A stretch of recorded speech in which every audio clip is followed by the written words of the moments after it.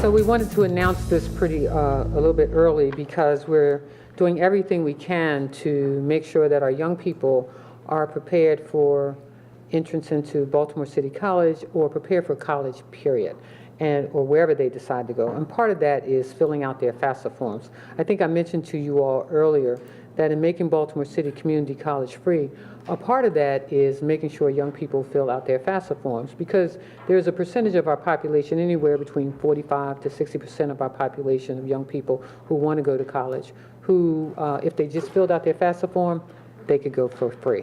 So we're having FAFSA Forward, we call it FAFSA Forward Day at the War Memorial Plaza on Saturday, December the 16th.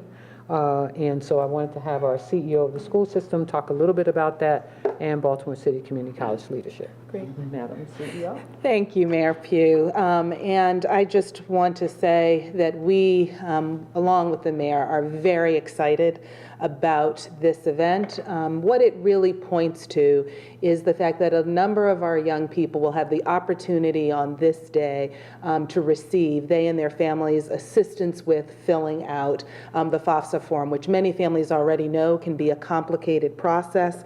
And again, it aligns, as the mayor said, to her commitment to free tuition for BCC entry for all Baltimore City Public School students that apply.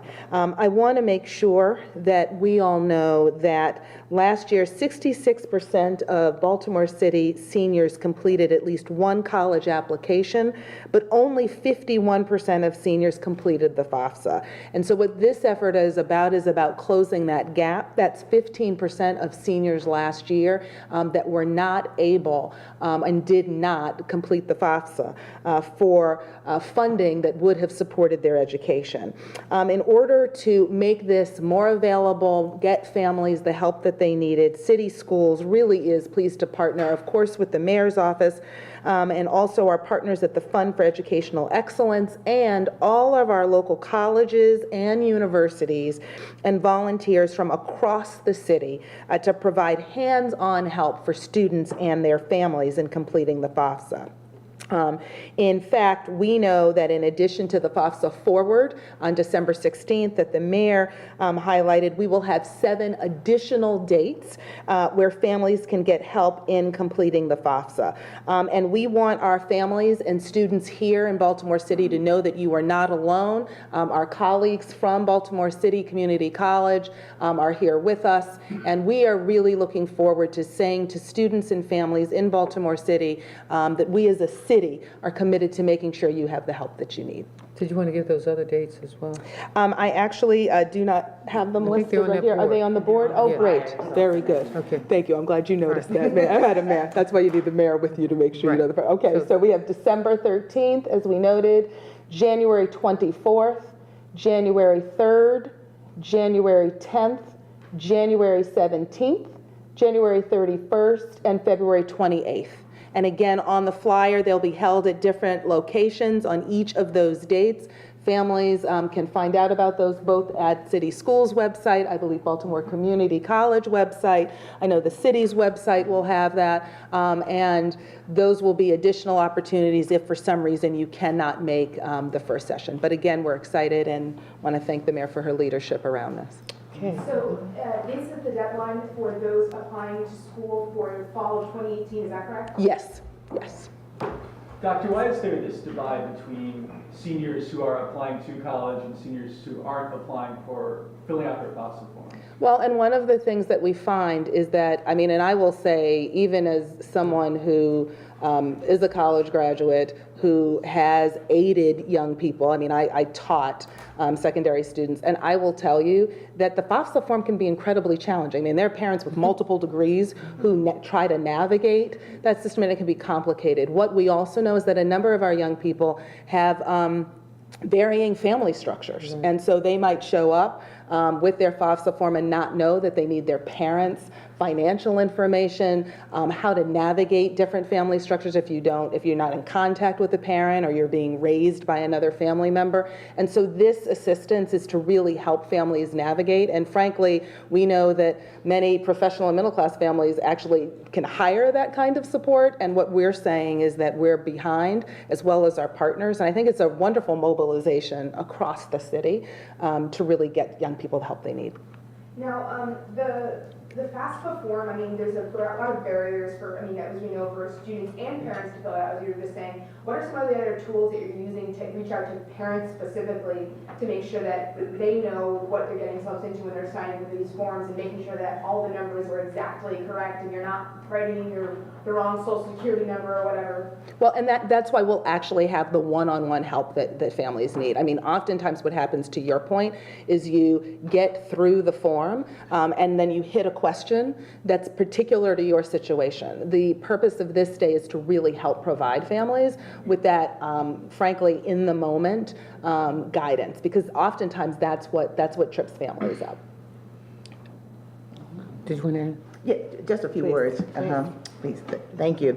Dr. Santelises has really given you a great overview, but I just want to say thank you to Madam Mayor for the opportunity. Baltimore City Community College is thrilled to be a part and a partner in this FAFSA Forward. And we want to thank you for your FAFSA Forward thinking in making this opportunity available.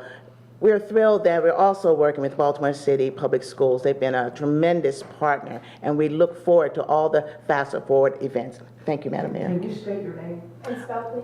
My name is Tanya Ringgold, T-O-N-J-A, Dr. Tanya Ringgold, last name R-I-N-G-G-O-L-D. I'm the Vice President for Academic Affairs at Baltimore City Community College. Thank you. Did you want to share? Can I say your name? Dr. Rachel Pfeiffer, R-A-C-H-E-L-P-F-E-I-F-E-R. I'm the Executive Director for College and Career Readiness with Baltimore City Public Schools. Just again want to thank the mayor and Dr. Santelises for really working together to galvanize support from across the city. We have volunteers who are coming from all walks of life to support our students for this FAFSA Day and for the other FAFSA days that you see over here, working together with financial aid officers from our local colleges and universities, including BCCC. And so it's great to see just this real excitement around supporting students and making sure that they have access to all the financial aid that's available to them to help them succeed in school. So let me also remind you all that it's not just BCCC. Other colleges and universities will be present as well. I think I mentioned before that Morgan State University, for example, has a $5 million endowment for people who live in the city, children who want to go there for free.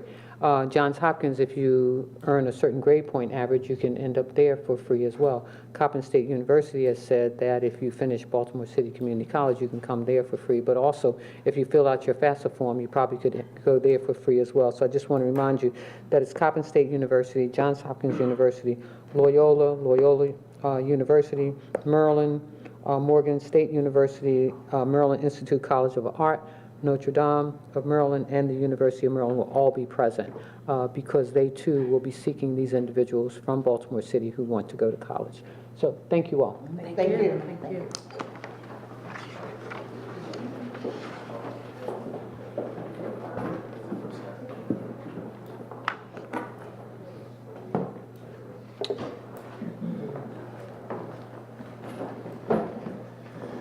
You never know what's going up on those boards. Yes. Where's Drew? I thought it was in, okay, Drew's behind me, great. First of all, I thought it was important to bring you up to date on our violence reduction initiative, the one that takes place every single day at the police department, where all of the agencies are collaborating together. We're focused on 5 geographical areas, and I think you'll see that on the map here. And what we've been able to experience just in these few weeks of working together accounts for approximately 20% of all non-fatal shootings and homicides in Baltimore City. That's the areas that you're looking at. What I want you to know that just in these few weeks that we've experienced a reduction in aggravated assaults down 16%, burglaries down 24.5%, homicides are down 21.3%, then robbery commercials around 5%, robberies on the street down 23%, and non-fatal shootings down 33%. I think I said earlier when we started this initiative, it really is about putting people at the table, working across from each other, and being more proactive than reactive. The agencies that are currently engaged in this effort, the Police Department, of course, Housing and Community Development, Transportation, Public Works, Recreation and Parks, Planning, Health Department, City Liquor Board, the Fire Department, the Mayor's Office of Employment Development, and every morning, I think I mentioned to you all when we started this effort, it was about putting everybody at the table, and so that we can interact and get response more quickly. And I think if you look at the data, I think we can fairly say so far that it is working, and we look forward to continued collaboration. And when we sit around the table, we're always thinking about who else can we add to that table, and we're looking at some other areas that are very important to us. But again, I think we're trending in the right direction. I'm excited by the work. Not only do we meet at 8 a.m., you know, there's also a check-in at 4 p.m. With these various efforts that are going on. And I thought they might want to share some of the highlights of what's going on. Drew, did you want to share first, and then we'll move on to the agency? Yeah, like the mayor said, we're a few weeks into this initiative, and the results that we've seen in terms of crime reduction have been encouraging. I think what we're experiencing is that the decrease in violence within these 5 geographic areas is outpacing decreases citywide. So we're encouraged to see that. But the great thing that you'll hear about from the other agency heads that are here with us this morning is just the amount of work that's being done proactively in these areas with an eye towards public safety. So every few days, police commanders and inspectors from city government go out and visually inspect these areas and generate service requests. Those service requests are completed right away, and when we've got data to back up those timely closure of those service requests, as well as human services as well. So the fire department is doing safety visits to homes. Recreation and Parks has extended hours of their recreation centers and tracking the number of people that have coming through and the new programming that's happening during those extended hours. The Mayor's Office of Employment Development is out connecting people with job opportunities and getting contact information and things of that nature as well. So there's just a lot happening proactively because of this coordinated effort and because all these agencies are together talking to each other every single day. So thank you. My name is Drew Vetter. It's Vetter, the Director of the Mayor's Office of Criminal Justice. What exact period of time are we talking about? About the 4-week period that we've been taking, yeah. When did the Starting when? Yeah. What was the start date? Yeah, October 30th was the start date of this initiative.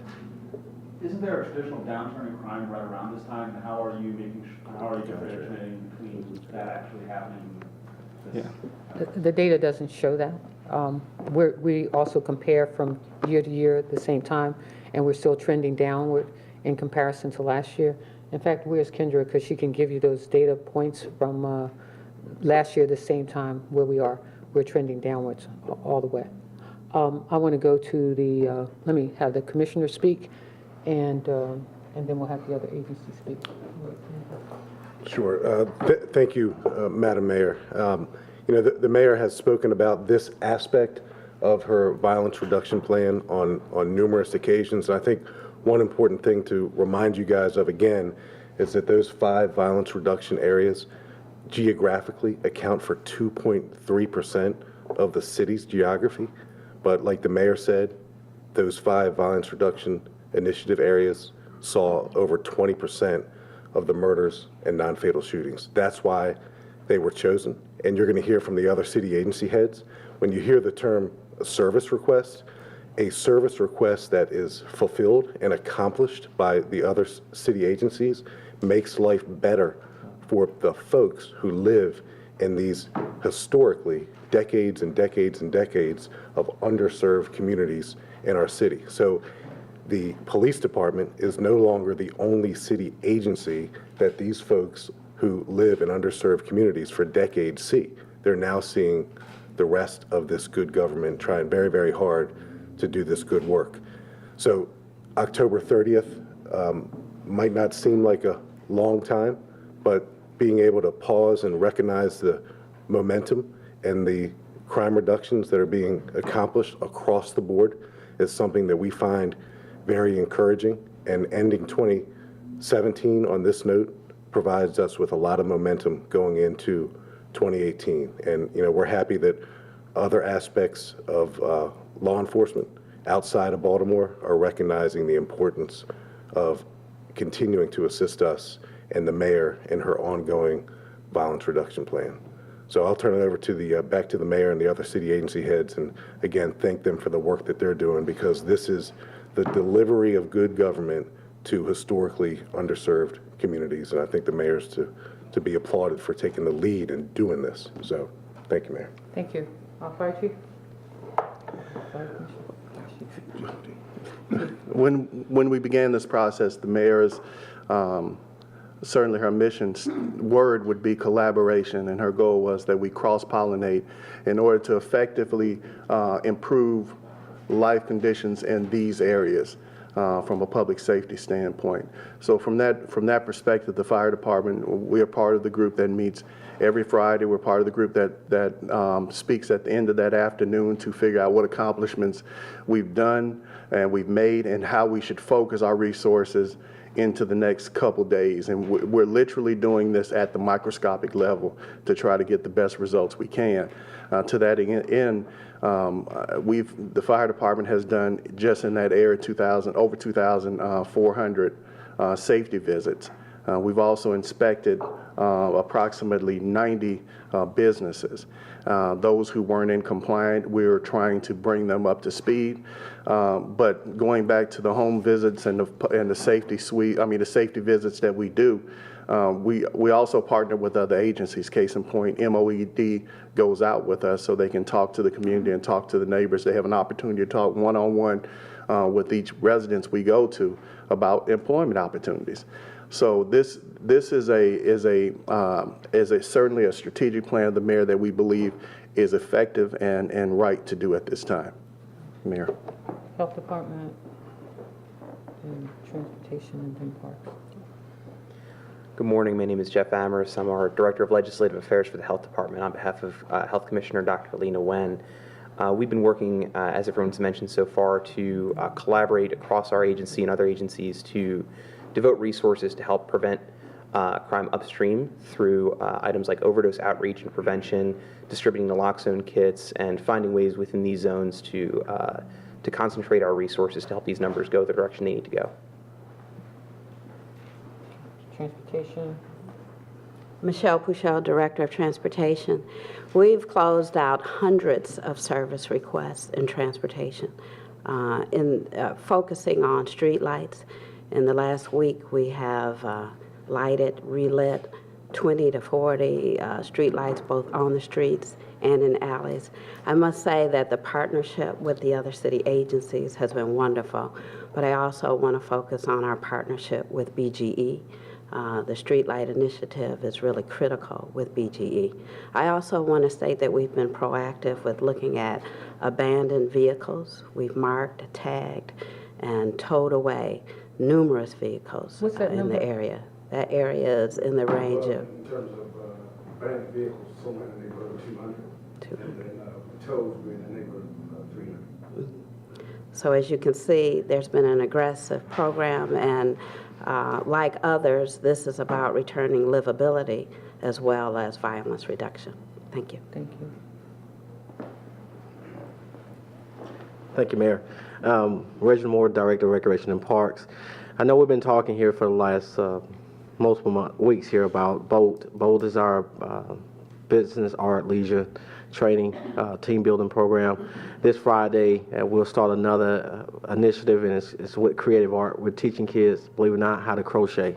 That's a lost art now, and giving kids that opportunity. In addition, just to the creative art piece, what we've done is we've had our Upton Boxing Club to go out to our different centers and start introducing boxing to kids. As we all know, boxing teaches kids discipline, and that is another important way of getting kids off the street and exposing them to a new sport. Another exciting piece in Upton is we're getting ready to roll out our wrestling program, which is another form of sport that teaches discipline. Kids have to be disciplined in order to be a part of those. And what's exciting, this past weekend, Mayor, we registered 15 kids at Robert C. Marshall to become now a member of our boxing club. And we're excited. And those kids was really excited. And a lot of them had never put on a glove before. So we have to continue that effort. Another area that we started last week was BOLO, which is Baltimore Officers Lending Opportunities. Last Friday night, we kicked off our flag football league, and all 9 districts was represented. And Baltimore Police was out coaching the teams, but also mentoring these young people. And that was exciting. It was pretty cool last Friday, but the kids was excited to be out there. We will start our Friday night again this Friday at 6 p.m. at Druid Hill Park. And also, beyond just programming, our forestry division has reduced well over hundreds of service requests to improve lighting where trees having encompassed lighting in the past, or help with watch cameras, improving the tree and cutting those canopies back so that now that the police department will have a better view of the cameras. And then finally, our first aid. Our fire department has partnered with us, and they have different engines that's going on teaching kids basic first aid, how to take care of themselves of a simple cut of things of that sort. So we're excited about where we're going, and this past weekend we had over 1,100 kids to come into our center. So every weekend we're seeing more and more kids come into the center. So evidently it's really working. Do you have a DJ program coming up? We have a DJ workshop where we're going to introduce kids how to become a DJ, but giving them the basics. So, which is something, just like I said, we're being creative to not only get the kids in the center, but find ways to engage them and meet them where they are to make them more excited about other entrepreneurship opportunities. Sign up for the DJ. You signed up. I know you signed up for the painting class. Yes, I did. Picasso. Rudy Child, Public Works Director. So just like many other agencies came before me, we handled hundreds of service requests, whether it's cleaning up the alley or the property cleaned up and or boarding or high weed and grass. We're putting the proper resources there so we can get these service requests taken care of in a timely manner. So, and we'll continue to work collaboratively with other agencies in support of our BPD. Thank you. Andre? The city solicitor will bring us up to date on the consent decree. Andre Davis, City Solicitor. Although the Law Department, as you all know, is not an operational department delivering direct services to the citizens of Baltimore, we are a critical part of this crime reduction, violence reduction effort on the mayor's part. And the mayor's been very clear, all hands on deck means all hands on deck. So we have lawyers in the room with these agencies available for advice and direction where that's needed. And as the mayor mentioned a moment ago, the backdrop to all of this, of course, is continuing work by the Monitor and the Police Department and the Department of Justice and my law department on the consent decree. And I will tell you that, honestly, there's been a beehive of activity, not visible to you or the public, but the work has been intense, ongoing. As you may recall, we are mandated to have a first-year plan in place by the first of the year, and we expect to have a draft of that plan ready for review and discussion early next week. We are discussing and will present to the judge whether we will be allowed to put out the drafts for comment. We're hopeful that the judge will approve that, and if so, we will have community input, which is always a critical part of every step along the way in this consent decree process. You'll recall that we've had 2 community forums. I was able to go to the one at Mergenthaler High School. The mayor was at Douglas High School last week. We have 2 more coming up. We're going to encourage people to come to those forums, let their views be heard, and participate in this important process. It's really all a part of the crime reduction initiative that is showing results, and we're going to continue to make sure that results are shown, Mayor. Thank you. Let me just make a few comments as it relates to violence reduction in the city. And I want you all to know, and I'm sure many of you do remember that, I think I shared this book with you all first. On July the, what was that date? July the 10th was my meeting with the governor. This was Mayor Catherine Pugh meeting with Governor Hogan. And in there, we talked about where crime was and moments, things that we needed to collaborate on. So I just want to be very clear that those discussions were had. And I am really excited that the governor took into account, I think, the number one thing that we asked for. I think point 2 was direct the MTA, the MDTA, and the Maryland State Police to conduct specific initiatives to Baltimore City. We talked about the need for collaboration, and we talked about the need for, and I think I mentioned this to you all in the press meeting immediately leaving the governor on July the 10th, that we needed parole and probation officers back in our police department. At one time, there used to be 2 in every district. We were only down to 2 that were specifically assigned to the police department.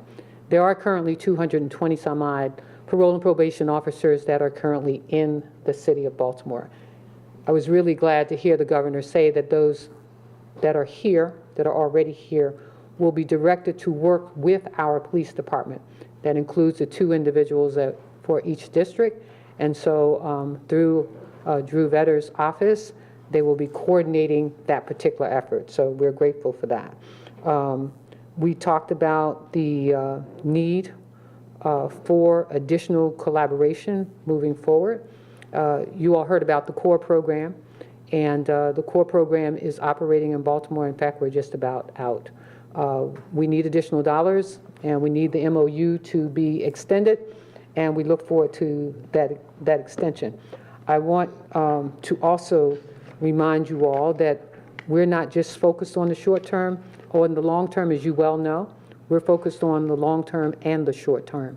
That's why these meetings take place daily in our police department. And as you can see, I think that they are producing results. We look forward to continuing to work with the governor. We have a very hefty package around the upcoming legislative session. We were excited to receive the $5 million from Bloomberg Philanthropies in accordance with the violence reduction plan. Everything that we do here in the mayor's office, especially around violence reduction, is measured and it's based on best practices. Also in that meeting of collaboration and discussion with the governor, we talked about the Smart Policing LAPD plan, which is what we based our plan on, and that we had looked at best practices around the nation, and this plan works. The team that worked on this plan worked in Chicago and will be working in Baltimore. You all know that we have a problem as it relates to juveniles in our city. And so for us, the ROCA program that was introduced before I became mayor of the city is an important program for the city. And so our initial, at least when I first came here, was that program was going to be funded by the state, and perhaps there'll be some consideration for that in the General Assembly, but we'll have further announcements about where we are with that particular program here in Baltimore City. As I say to folks, the violence reduction is my #1 priority, and I've said this to almost every entity that I can have a conversation with, whether it is the Greater Baltimore Committee or the school system. We must make this city safe. Beginning January 1st, it's not just about 5 police districts. Every district will be sitting in those meetings because we believe that everybody deserves a safe city. In our budget coming up this year, we will expand Safe Streets, but we're looking to expand Safe Streets, hopefully begin that expansion this year going into the first of the year. We were excited after this meeting with the governor that we were given received a $2 million grant to put computers in our police cars, again, a part of our violence reduction strategy. So again, I just wanted to remind you all of that. I'm looking forward to the reception by the state on the continuing need of Baltimore City and the continuing need for collaboration, and I look forward to working with everyone in the General Assembly and the governor. Any questions for me? So can we just talk through these numbers just to make sure we're crystal clear?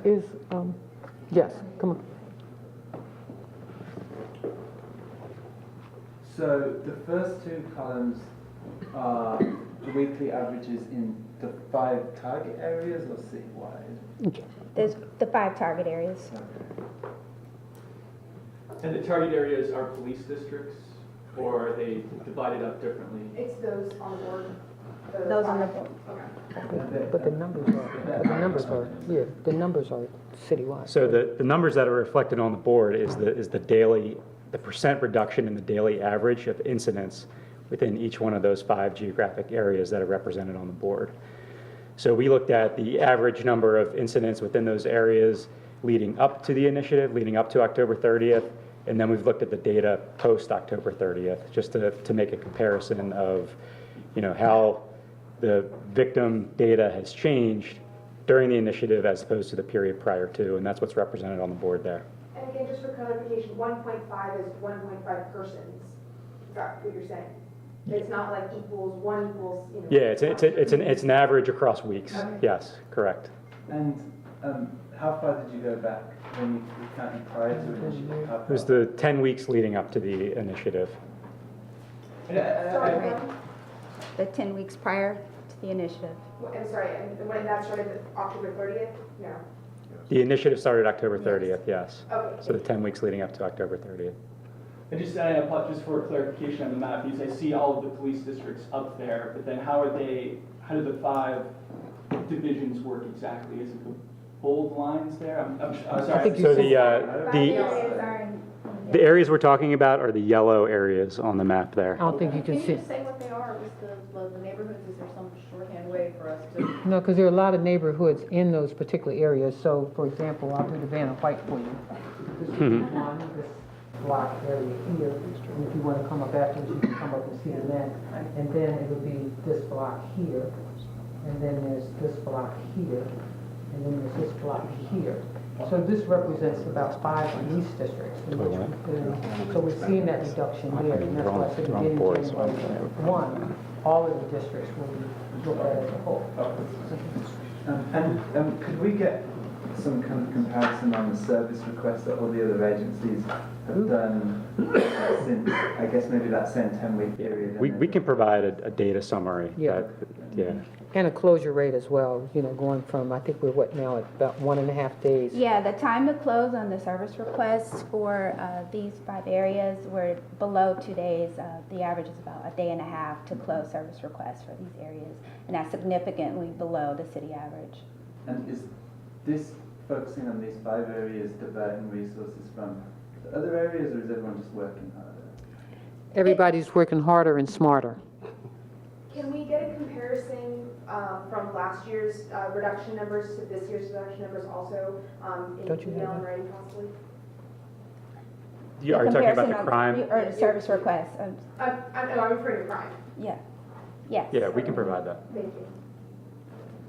Mayor, at the governor's announcement yesterday that was in Baltimore, and spent a lot of time talking about Baltimore, there were no Baltimore representatives with him. Should the public draw anything from that? For instance, Commissioner Davis was not there, even though there were a number of law enforcement chiefs there. No. Why not? I guess the question is, why wasn't someone from Baltimore? Well, I mean, there wasn't anything new announced. The collaboration piece, I think, is important. And we understood that we didn't get a call until yesterday or day before about the press conference. I think I had gotten a call 2 days before. I had already had a schedule. In fact, I told them that I wouldn't be available on Tuesday, and so I wasn't available on Tuesday. And wasn't available. So when you say there wasn't anything new announced, I mean... Let me just say, the collaboration piece is really important to us. The 227 parole and probation officers are in the city. The governor did what he should do in order to direct them to work closely with our police department. I think that that's a great thing. They are here in the city. There aren't additional parole and probation officers. These are 227 folks who currently work in the city. When I met with the governor back in July, I said we needed 2 parole and probation officers in the various districts. And so I think that doing that is important in terms of working, and I think that's what Drew is talking about. Now that the governor has given that authority, his authority, to those parole and probation officers to work with the city, specifically the police department, I think that will enhance our efforts. But that's not additional parole and probation officers. The core program exists, and we need an MOU signed as it relates to that. The request around the state troopers and so forth were made back in July the 10th. So we're glad that he is adhering to the suggestions that we made on July the 10th. And again, we look forward to any collaboration with state government, and we're excited about it. Have you had any substantive conversations with the governor about crime prevention since that July 10th meeting? When was the last Yes. time you discussed that with him? Yes. I've had more than, in fact, the lieutenant governor and Chief Mitchell, the governor's aide, were here about 2.5 weeks ago. And because one of the things was requested, we said, especially on ROCA, that we were willing to go out and raise the money if we could get an assurance that the state would support it. So we did send that letter that was requested from us in that meeting to the governor. I wanted to ask about those police sweeps that the governor was talking about yesterday. And maybe Commissioner Davis, you could speak to this a little bit more. But these are sweeps for warrants. What exactly are they, and what should the public expect from these sweeps? So my best guess is that what was spoken about was warrant service sweeps. So it's just an enhanced effort. There are already ongoing partnerships with the Maryland State Police and the Baltimore Police Department regarding the service of high-profile violent crime warrants. That's nothing new. That's been going on for some time now. So I'll just say within the last 12 hours, I've had 2 conversations with the superintendent of the Maryland State Police, and I had a conversation with another one of the governor's cabinet members. So this ongoing relationship is something that's not new, like the mayor said. The issues, the topics, the opportunities for collaboration are something that we've been speaking with the governor and his team about for some time now, and we're just ready to get down to the work of it all. And that's why, as the mayor said, it's an exciting time to partner. So they haven't actually been happening at these sweeps, they have been happening? They have been happening. The Maryland State Police warrant team has served warrants in the city, throughout the summer, throughout the winter, and the enhanced effort, warrant sweep effort, that's going to be something that we're going to sit down with the Maryland State Police and hash out the details to make sure it's bigger and better. Have you gotten any response yet from the FBI on your request that was made Friday?